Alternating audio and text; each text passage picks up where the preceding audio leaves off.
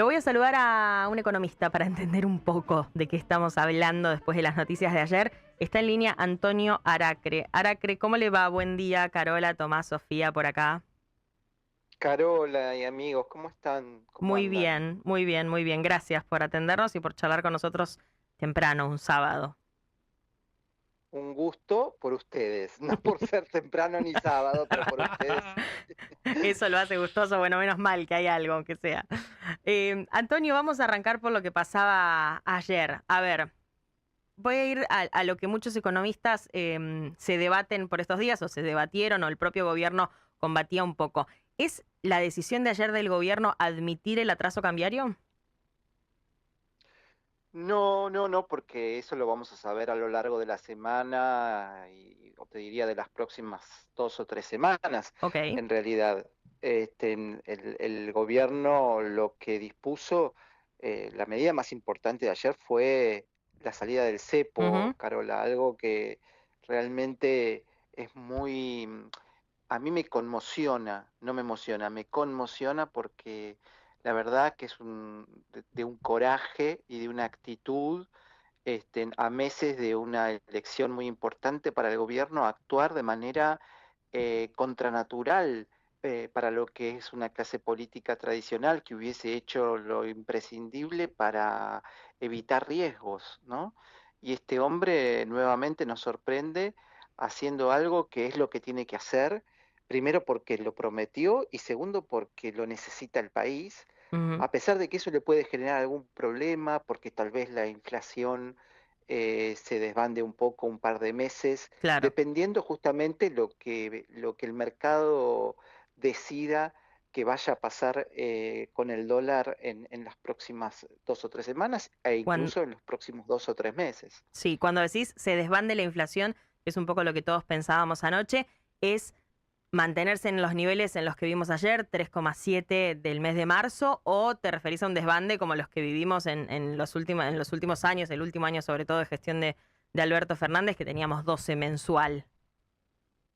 No, no, no, yo en realidad lo que digo es que lo que él asume es un riesgo que en medio de una conmoción mundial por las Sí, decisiones que tomó Trump, si pasara que el dólar se deslizara un poco más sí, arriba de las expectativas que hoy manejábamos como dólar oficial, eso puede tener alguna repercusión pequeña, pero ok, repercusión al fin pequeña. en el dólar, y eso te puede llevar a tener una inflación en abril y en mayo similar a la que tuvimos en Sí. marzo, pero inmediatamente retomaríamos la senda de la desinflación que tuvimos hasta ahora, y calculo que para mitad de año estaremos de vuelta Ok, ilusionados con el 1, algo, ¿no? bien. El 4 de marzo le decías acá en el piso de Rivadavia, cuando está Cristina y es después del mediodía, venís al piso de Rivadavia. No, no sé si venís y te vamos a invitar un sábado a esta hora, pero el 4 de marzo le decías acá a Cristina Pérez que esto iba a pasar en abril, cuando muchos especulaban con que pasara del invierno en adelante, hasta septiembre, justito antes de las elecciones. ¿Por qué decías eso hace un mes? ¿Era información, era intuición, era conocimiento económico, pero no dato concreto del gobierno? ¿De dónde salía esa especie de predicción? Yo había conversado en algunas oportunidades con el presidente y, no sé, este hombre me genera como una empatía especial de poder intuir o ver un poquito más allá de lo que dice. No, no era información, él no me dijo nada de esto, Ujú. pero sí me dio la sensación de que él tenía un deseo muy ferviente de hacerlo, ¿no? Entonces yo pensé, si no lo hace en abril, no lo hace porque ya demasiado acercarse a las elecciones es muy peligroso, por esto que te decía Sí. antes, ¿no? Y entonces me jugué ese pronóstico con Cristina, digamos, de pensar, bueno, yo creo que va a salir en abril porque es el momento conveniente para hacerlo y no más allá de eso, y porque además para el campo, ya que estamos en un programa tan Sí, importante que te escuchan todos los productores, gracias. es un mensaje, es claro, es un mensaje crítico, porque es decirle, che, estamos en el trimestre más importante para ustedes de Ujú. liquidación y yo más allá de confiar en el apoyo moral que ustedes me dan, quiero demostrarles que en este trimestre quiero que liquiden al precio que decida el mercado y no al precio que decida un burócrata en el Estado, ¿no? Y Ujú. con eso, más allá de los riesgos que corra, me aseguro que ustedes van a liquidar. Porque ¿por qué no liquidarían si nadie está este, poniendo o manipulando el tipo de cambio a piacere? Entonces, no sé, tuve esa intuición y esa necesidad de asumirlo públicamente. Después, en las últimas 2 semanas pensé que era una locura lo que había hecho, porque con lo que estaba pasando en el mundo, digo, no me parece que vaya a ir por ahí. Y bueno, nuevamente me sorprendió, como te digo, con esta actitud anticasta y antipolítica tradicional que tiene siempre de hacer lo que hay que hacer, independientemente de los riesgos que eso implique, ¿no? Antonio, ¿cómo está? Tomás Rivas lo saluda. Hola, Tommy, ¿cómo estás? Muy bien. ¿Qué hay de distinto en esto que decía justo recién de antipolítica, anticasta, en la lógica de, bueno, viene un año electoral, tomo deuda, con esa deuda, más allá de las bandas, puedo llegar a intervenir en el mercado si el dólar se me va por encima de los 1.400, puedo salir a vender? Es una práctica que ya hemos visto otras veces, incluso hasta creo con el mismo ministro de Economía. ¿Qué hay de distinto esta vez en esa lógica?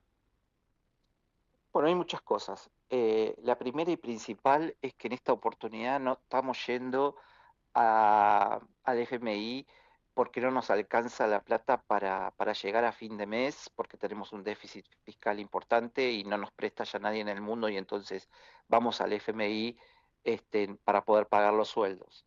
En este momento estamos yendo con un superávit fiscal muy consolidado y con una macroeconomía ordenada. Lo que ocurre es que nosotros necesitamos crecer y para crecer hay dos cosas que son importantes, Tomás. La primera es darle a los inversores una ruta de confianza, de credibilidad, ¿no? Y vos no podés darle una ruta de confianza y credibilidad con un cepo donde el tipo entra a un país que es muy prometedor, pero no sabe cómo va a salir. Entonces, esta medida, además de todo lo que esperábamos los argentinos, tiene una repercusión inmediata en las posibilidades de generar una atractividad aún mayor de la que ya teníamos para los inversores. Y la segunda es que, digamos, para los propios argentinos tenemos una cantidad de dinero en el exterior que supera varias veces este monto del FMI. Si de pronto empezamos a confiar y a creer que este país se transforma en otra cosa para siempre, y bueno, eso va a empezar a fluir de otra manera, ¿no? Y vamos a realmente darle al gobierno la posibilidad de ir a los mercados internacionales, endeudarse, no ya para salir del cepo, Mm. no ya para pagar los gastos, sino para refinanciar los próximos vencimientos de toda la deuda que tenemos, en lugar de tener que recurrir a las reservas, que fue lo que hicimos durante todo el año Claro, 24, sí. porque no teníamos otra alternativa, ¿no? Ujú. Te leía ayer en Twitter, en X, estuviste tuiteando hasta tarde y te veía decir que no podemos, no tenemos que interpretar esto como una devaluación del 30%. Recién lo teníamos al senador Francisco Paultroni y nos decía, bueno, esto claramente es una devaluación y él decía que lo tendrían que haber hecho en mayo, pero del año pasado, cuando había más confianza. ¿Por qué no tenemos que interpretarlo como una devaluación del 30? Primero porque, no sé, salvo que el senador Paoltroni tenga una bola mágica, nadie sabe cómo va a decidir el tipo de cambio la semana que viene el mercado, ¿no? Lo que sí sabemos es lo siguiente, el 80-90% del mercado de la Argentina se movía hasta ahora con un dólar de 1.100 pesos aproximadamente. Sí. Y quizás el 20% del mercado a través del Blue, del MEP y del CCL se movía con otro tipo de cambio que se acercaba más a 1.350 pesos. ¿Qué le hace pensar a Paul Troni que el 100% se va a transformar en lo que era el 20%? Si tomamos las experiencias de lo que fueron otras salidas del cepo, no fue allí donde se estacionó el tipo de cambio. Y además las circunstancias dependen de otras cosas, como por ejemplo la confianza, y la confianza tiene que ver con el respaldo de un banco central que va a estar hipercapitalizado con ingresos que solamente del Fondo Monetario y de los organismos internacionales van a superar largamente los 20.000 millones de dólares en el corto plazo. Pero a eso sumale las liquidaciones del agro, Mm. las de vaca muerta, restale las importaciones y el gasto de turismo y te sigue quedando una cantidad de reservas netas que pueden llegar a ser aplastantes para cualquier intención del mercado de hacer lo que decía el senador Paultroni. No veo de ninguna manera ese escenario yo. ¿Y ves el escenario, ves posible el escenario de que queden fijas en este contexto y con estas garantías, si queremos, dadas, que queden fijas las retenciones en el monto que el gobierno ha dispuesto por ahora hasta junio? Alguien me escribía hace un rato y me decía, el superávit del 1,6 es equivalente al ingreso por derechos de exportación. ¿Cómo piensa el gobierno o si tiene en cuenta sacarlos en este contexto? Seguramente debe estar como a tope de agenda reducirlas o eliminarlas las retenciones, ni bien el superávit fiscal se consolide en este año 2025 y será de los primeros anuncios que intuyo volverá a sorprendernos el presidente, digamos, cumpliendo su promesa de que hay que bajar impuestos para ganar competitividad y lo hará. No creo honestamente que lo haga este año porque la necesidad de consolidar el superávit fiscal para la Argentina en su conjunto es crítica, pero espero que lo haga pronto, ¿no? Antonio, cortito, pues ya se nos acaba el programa. Viste que anoche salió a circular del Central y hay, no sé si es un error de tipeo o un error de concepto que habrá que explicar, que habla de 100 el dólares equivalente a físicos. 100 dólares físicos por mes para los usuarios de a pie, que es lo que nos preguntan mucho nuestros oyentes. ¿Sabés qué pasó con eso? No, entiendo que eso de los 100 dólares es contado, es decir, si vos no lo querés hacer a través de una operación bancaria, sería como una especie de blue oficial, ¿no? Vos vas con Para comprar el billete 100 físico, decís.